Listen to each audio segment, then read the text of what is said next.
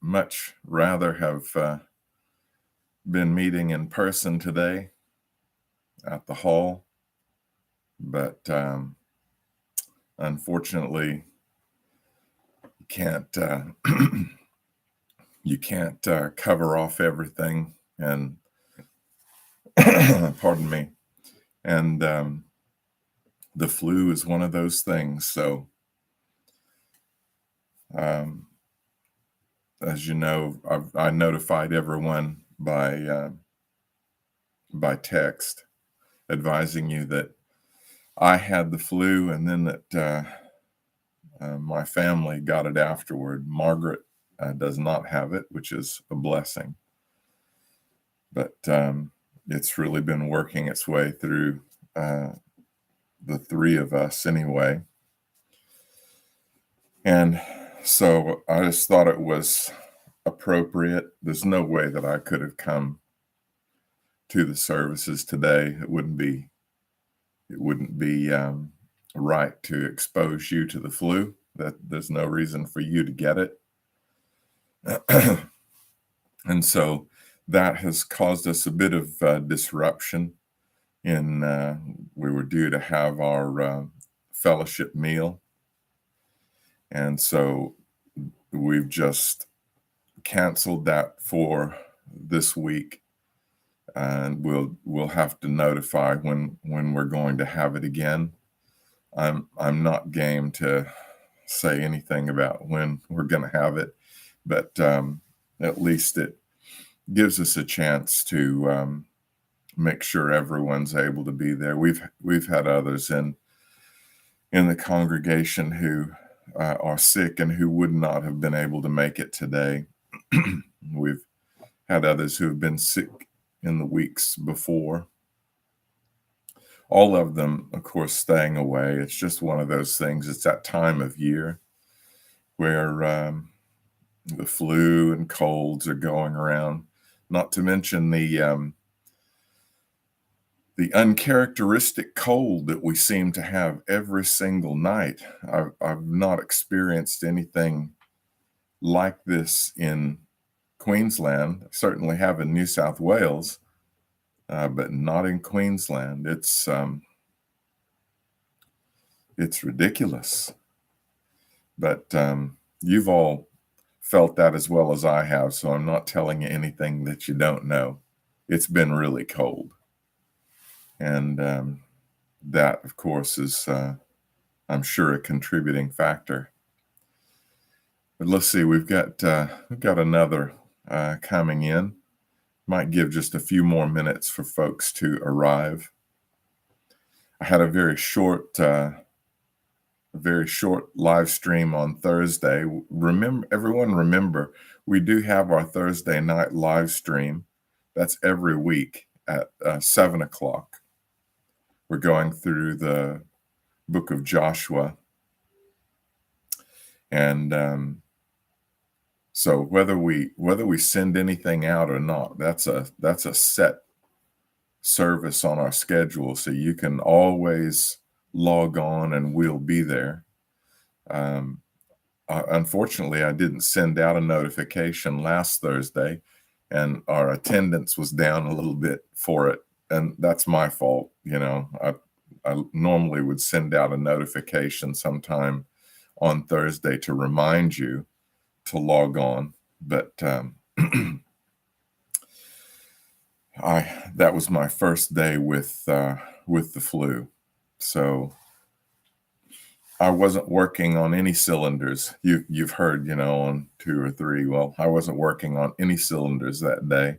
And that would explain also, those of you who didn't make it in, you didn't miss much, because what I thought was a 30-something minute live stream ended up being just barely 20 minutes. And I promise you, I looked at the clock that I have here on my computer, and I went, oh man, I've been going 30 minutes. I need to wrap this thing up. And I guess my eyes weren't working either, because it wasn't actually the time that I thought it was. So there you go. That's we'll put that down to the flu, and we'll. I guess it just means that you guys got a bit of a break. Hey, you got everything condensed down into 20 minutes. And today, um, I'm working on more cylinders. I'm feeling better, but you know what it's like. It's a long crawl back from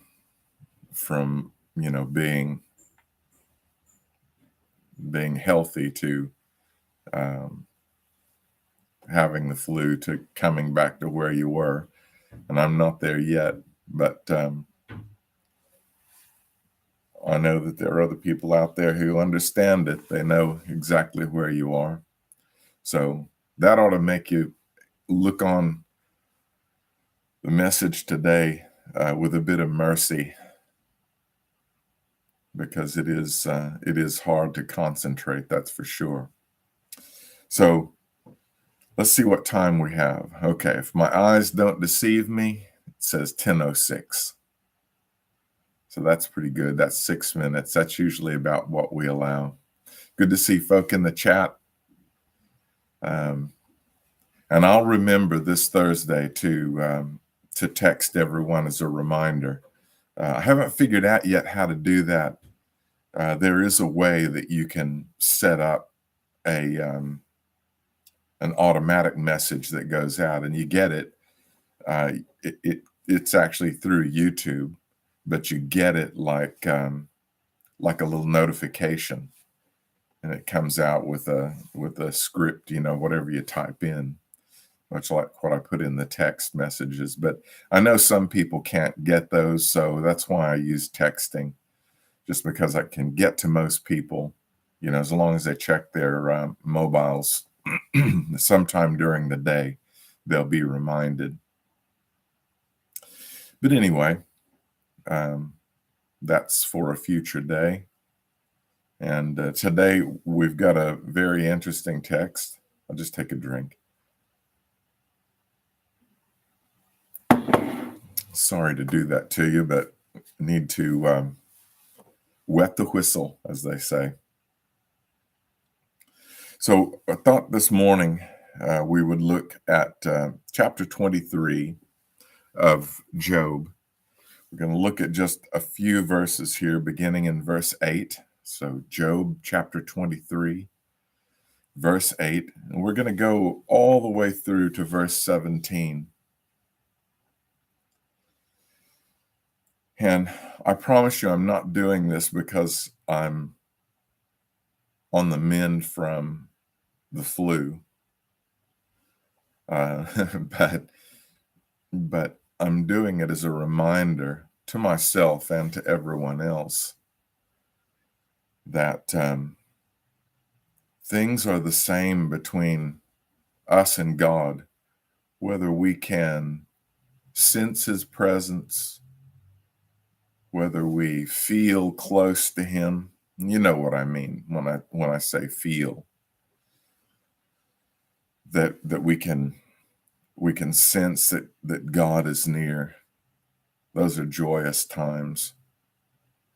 Sometimes maybe when you're in you're in your prayer time and you're talking to God, and you just know that he's listening to every word that you say, and the joy that you get from being able to share those things with Him are just magical. And we do experience those times.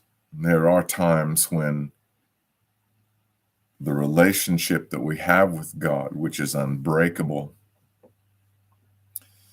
when it feels that way, when it feels unbreakable, we feel near. And in those times, there's great joy. It makes you want to sing. It makes you want to sing the hymns, and we rejoice.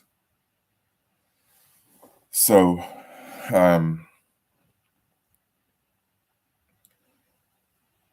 in Job, of course, he had a long life.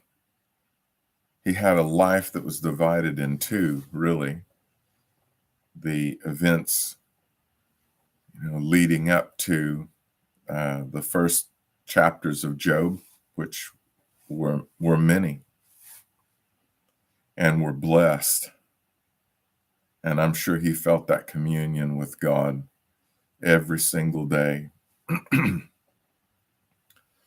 And it was a cause of rejoicing.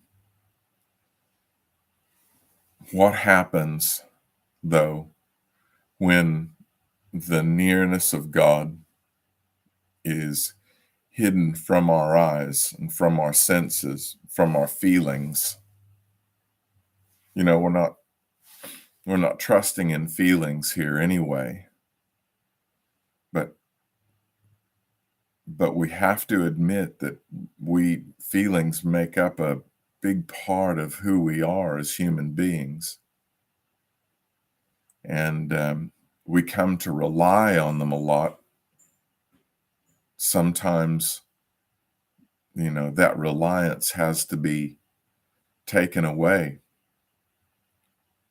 Now, let's read. I'm going to read. I wasn't planning on doing this, but I'm going to read the first 7 verses because it gives a bit of context here. And obviously, all of the things that have happened to Job, the damage to property, the loss of his wealth, the loss of his family, except his wife, but the loss of all of his children, the loss of all of his goods, the loss of his health. He no longer has the soundness of his body. Boils from the crown of his head to the sole of his feet. It was just devastating. Everything that had been present and which prompted those feelings of the nearness of God were gone. He didn't even have the comfort of his friends. The comfort of his friends were, Job, you must have done something. God is punishing you for something that you've done. Job knew that wasn't the case. And he pleads this in chapter 23, verse 1. Then Job answered and said, even today is my complaint bitter. My stroke is heavier than my groaning. I like it. It's talking to these so-called friends of his that are meant to come and comfort him in his time of trouble. Boy, we don't want comforters like these. I'm sure we've all known a few like it, but we sure don't want them.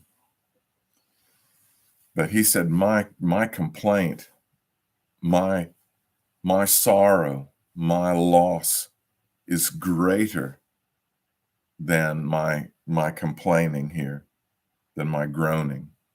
He said it's worse.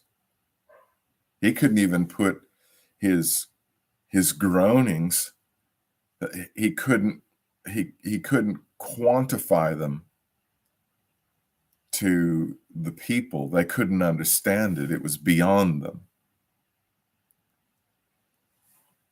He says, oh, that I knew where I might find him. That tells you something, doesn't it? Those nearness, those feelings of nearness and oneness with the Lord when all was going well, when God was, visibly blessing, and when things were moving along, you become reliant on those feelings. I'm not saying that Job did, but men can. They can become reliant on the feelings And the feelings then become whether or not God is present with me. Does he love me? Is he helping me? Is he still ordering my steps? Is he still showing me his way?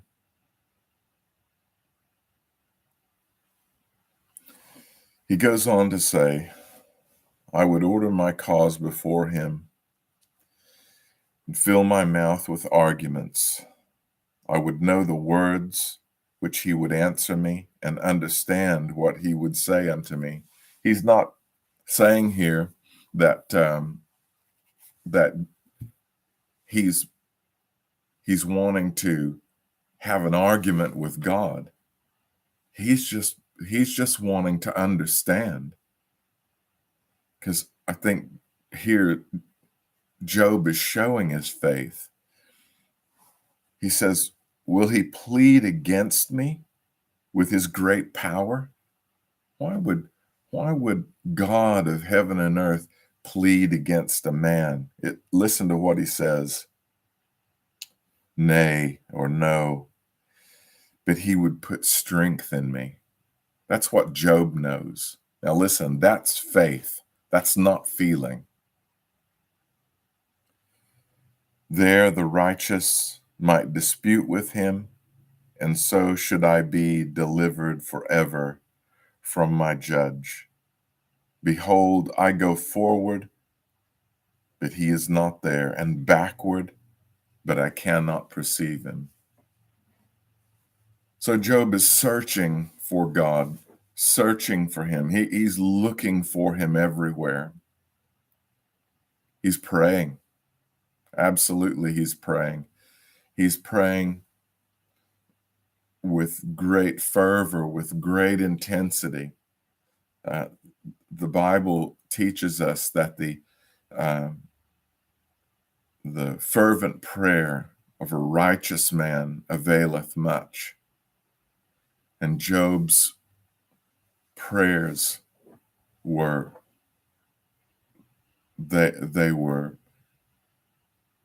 toward God with great fervor. But he said, when I look, I can't see him. Have you ever been like that?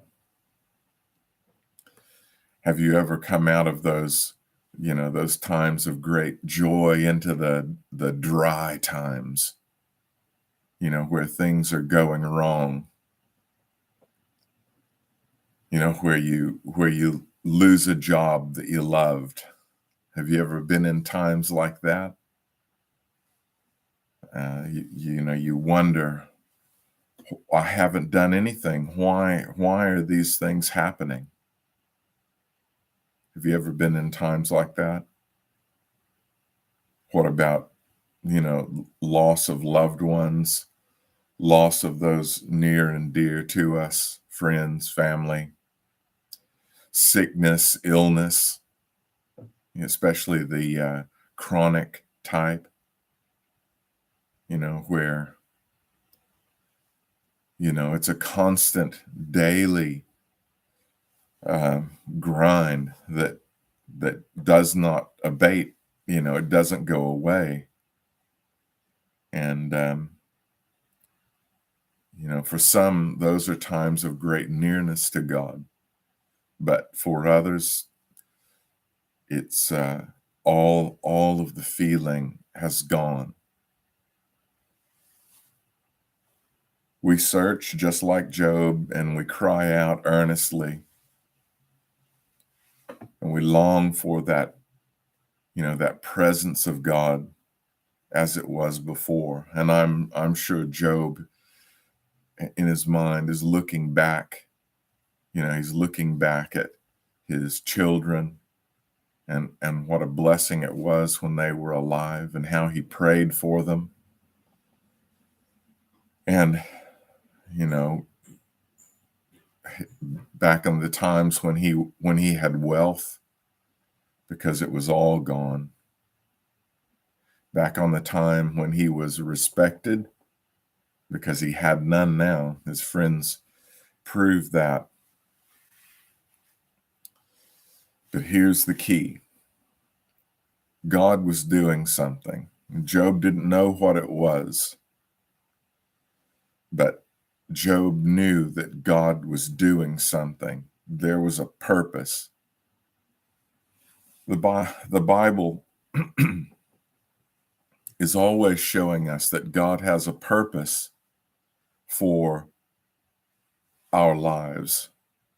There is a purpose. We're to follow a plan. In fact, we're to walk in the steps of our Savior.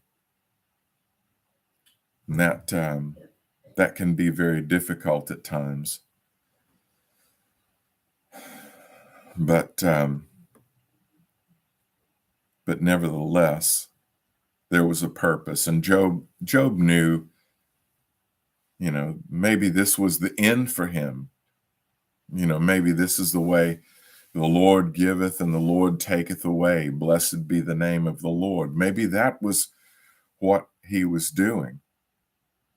Maybe that was the purpose. And Job's searching, he's looking, he's trying to find the answer. He's trying to find God so that he can ask God, plead with him, what is your purpose? What are you trying to do here for me? What do I need to do? Job knew that if he could only find him, God would strengthen him. Here's the thing, though. When your feelings fail, and believe me, they will. Whose feelings don't? They're very fickle, aren't they? You may have been happy 5 minutes ago, and then you got a telephone call, and now you're sad. Things may have been going well for you, in business. I certainly found this to be the case, that you would have a run where it was just good outcome after good outcome. You might have 20 or 50 of those good outcomes, and moving forward. Then all of a sudden, one setback, and you've forgotten all of the good. You've forgotten the 50 things that went right, and now it's just the one thing that's gone wrong. That's what I mean. Your feelings are fickle, and feelings will fail. And they're really meant to. They're meant to fail. They're meant to fail so that we learn to be mature and not to count on everything going our way. Everything is not going to go our way. And I think you can look in your own life just like I can look in mine. It has not gone my way all the time. There have been times, yes, when I felt very near to God, and I was near to God. And there have been times where I felt very far away from God. But in fact, God was very near. He was right at hand. He had not left me. It just, for me, it felt like I was very far, like Job here saying, I can't find him. I look to the left, I look to the right, I look before and behind, I can't find him. Where feelings fail, faith flourishes. Think about that. When the feelings are taken away, you only can rely on faith. And that's a good thing. I'm going to read to you a couple of short verses of Scripture to sort of heighten our thoughts here. The first is in Hebrews chapter 13, verse 5. It reminds us of a very simple yet profound truth. it says, let your conversation be without covetousness, and be content with such things as ye have, for he hath said, I will never leave thee nor forsake thee. Be content with such things as ye have. You know, sometimes we must be content with faith. And I know that sounds bad. It sounds like I'm saying that we're moving back to a second class, away from feelings to faith. But sometimes we will have the feeling of nearness to God. Sometimes we will not. Be content with such things as you have. He goes on to say here, I'll just read this next verse, so that we may boldly say, the Lord is my helper, and I will not fear what man shall do unto me. That is a statement of faith. The Lord is my helper.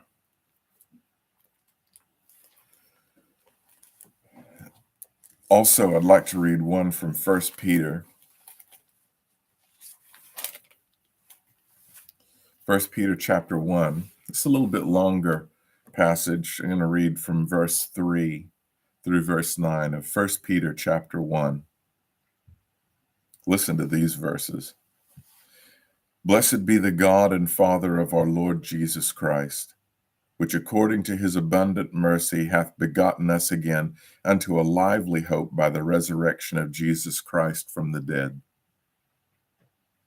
to an inheritance incorruptible and undefiled, that fadeth not away, reserved in heaven for you, who are kept by the power of God through faith unto salvation, ready to be revealed in the last time, wherein ye greatly rejoice, though now, if for a season, if it says, though now, for a season, if need be, ye are in heaviness through manifold temptations, that the trial of your faith, being much more precious than that of gold that perisheth, though it be tried with fire, might be found unto the praise and honor and glory at the appearing of Jesus Christ, whom having not seen ye love, in whom though ye see him not, yet believing ye rejoice with joy unspeakable and full of glory, receiving the end of your faith, even the salvation of your souls. There's a great promises. An inheritance is stored up because of our faith. Pardon me.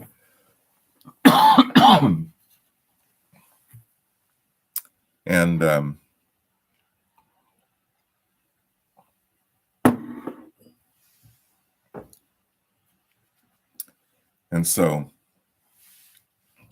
even if now we be in this time of trial, the trial of your faith, it's not the trial of your feelings. Your feelings back and forth, right? It's like a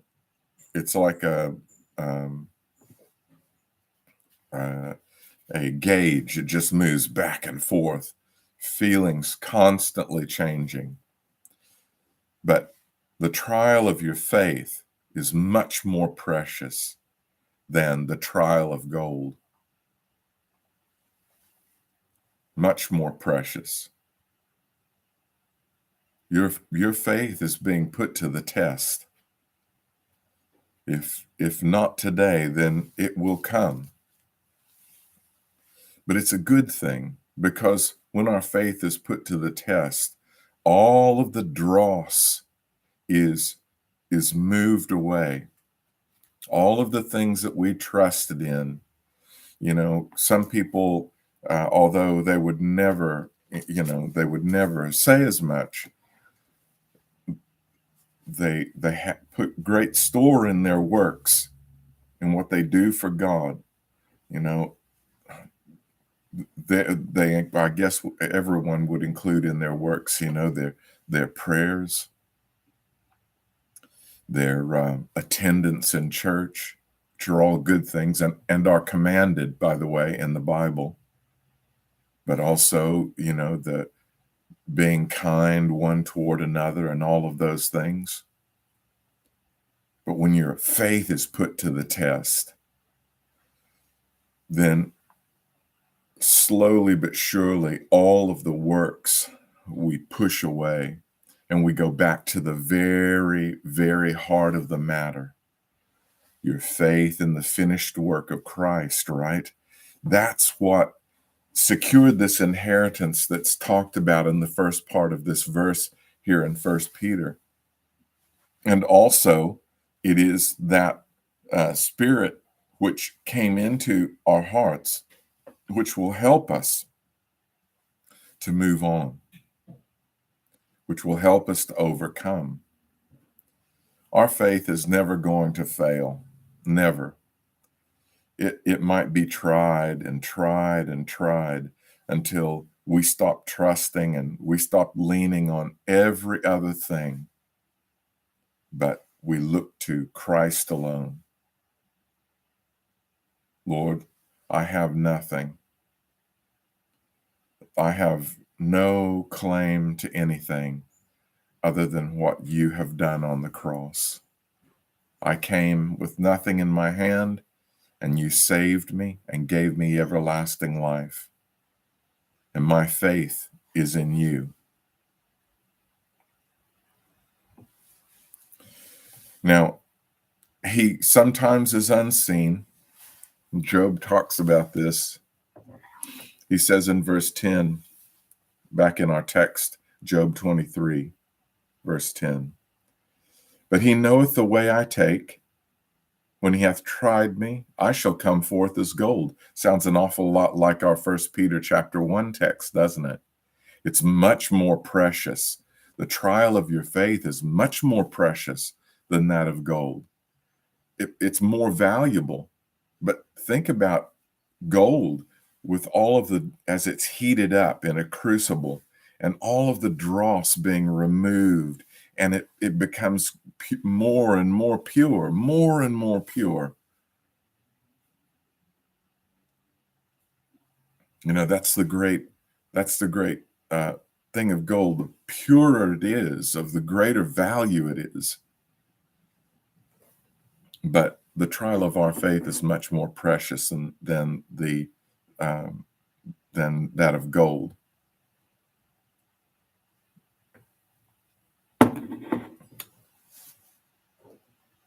He says, my foot hath held his steps. His way have I kept and not declined. Neither have I gone back from the commandment of his lips. I have esteemed the words of his mouth more than my necessary food. But he is in one mind, and who can turn him? And what his soul desireth, even that he doeth. For he performeth the thing that is appointed for me, and many such things are with him. Therefore, I am troubled at his presence. When I consider, I am afraid of him. For God maketh my heart soft, and the Almighty troubleth me. Because I was not cut off before the darkness, neither hath he covered the darkness from my face. Plunged into darkness, that was Job. Out of light and the joy of blessing, obvious, visible, tangible blessing, in a day to darkness.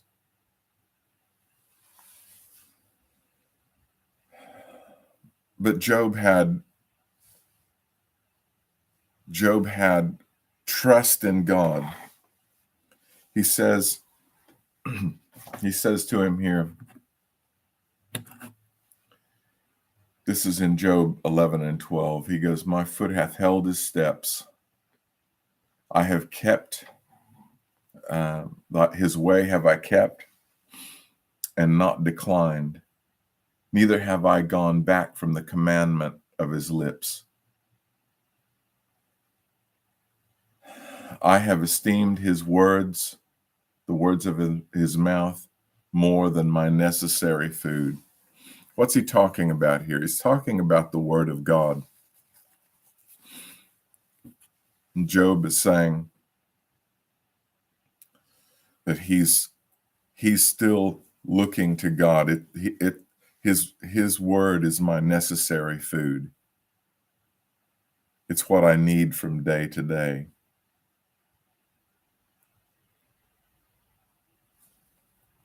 The ways of God are good.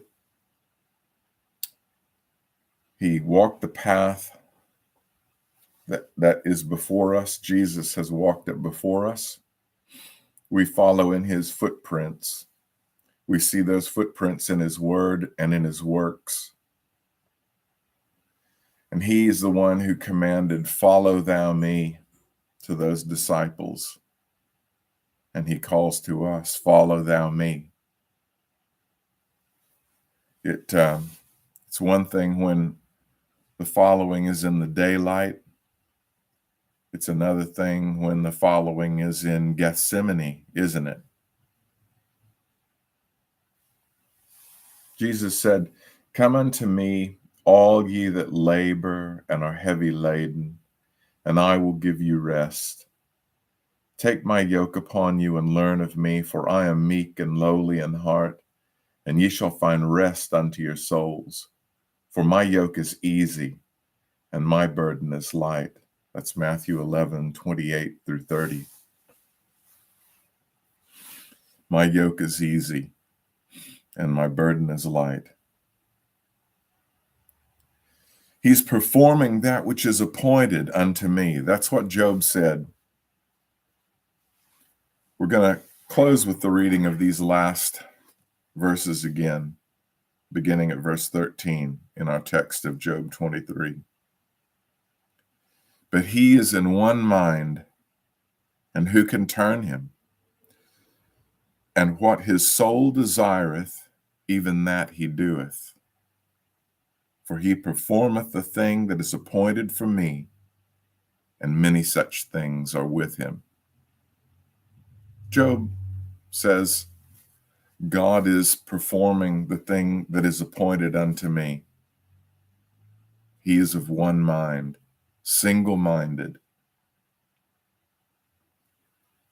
He says, therefore I am troubled at his presence. When I consider, I am afraid of him. For God maketh my heart soft, and the Almighty troubleth me. Because I was not cut off before the darkness, neither hath he covered the darkness from my face. So see, the test and the trial for Job was to go into the darkness.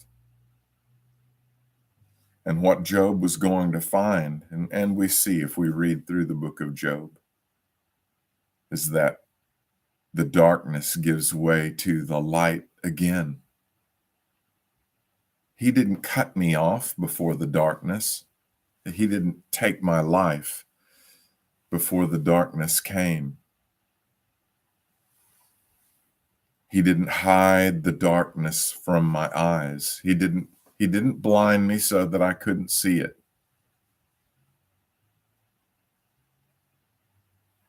You know, I would rather be able to see, wouldn't you? I'd rather be able to see a lion in the way, wouldn't you? Than to have, your vision blocked so that you just keep walking along. You walk right into great tribulation.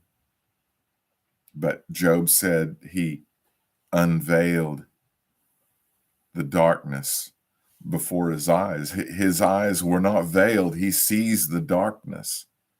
It's probably like the darkness in Egypt, that darkness that can be felt. I'm sure it was. But What is the statement? Though we be tried, we shall come forth as gold, more pure than we were when it began.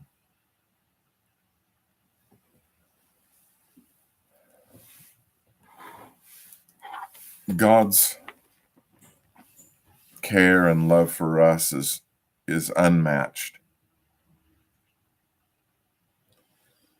And when we think of whatever we're going through now, let's think of not the darkness.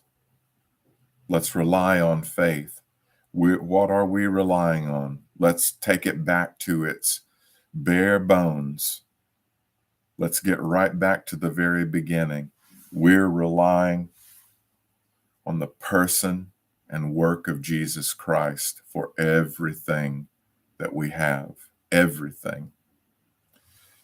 You say, well, what about my works? Your works are a result of the Spirit of God in you, prompting you to work. That Spirit of God in you is the result of you trusting in the finished work of Jesus Christ on the cross, his death, burial, and resurrection. When we go right back to it, that is where our faith rests. And that is where we ultimately must go back every time when our faith is tried. We don't look and say, what have I not done? Where have I failed? We may have failed. I'm not saying we won't have, but when you're under trial, when your faith is being tested, you have to go right back to the source of your faith. I called upon him, and he heard my cry, and he saved me and gave me everlasting life. This is the base of our trust. And now a word to encourage you before we finish. And this is Revelation 21, 1 through 5. And I saw a new heaven and a new earth. For the first heaven and the first earth were passed away, and there was no more sea. And I, John, saw the holy city, New Jerusalem, coming down from God out of heaven, prepared as a bride adorned for her husband. And I heard a great voice out of heaven saying, behold, the tabernacle of God is with men, and he will dwell with them, and they shall be his people, and God himself shall be with them and be their God. And God shall wipe away all tears from their eyes. There shall be no more death, neither sorrow nor crying, neither shall there be any more pain, for the former things are passed away. And he that sat upon the throne said, behold, I make all things new. And he said unto me, write, for these words are true and faithful. Brethren, you may not sense the presence of God. You have not seen him with your eyes. You have not touched him with your hands. You may not ever feel as though you have that nearness back again when you're on trial, when you're being tested, your faith is being put to the test. But my friends, one day you will. One day all of the things that we long for now will be ours. The tabernacle of God will be with men. He will dwell among us. Brethren, I hope that's encouraged you this morning. And I hope it's prepared you for the trials that you're in or the trials that are coming, because feelings come and go. Faith remains.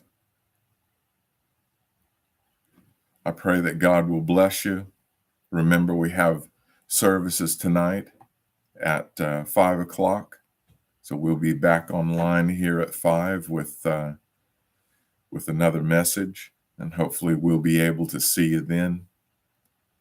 It's been a real blessing to be able to be with you guys, see you chatting in the live chat, and I just pray that you're all well and healthy, and that we'll see you again tonight.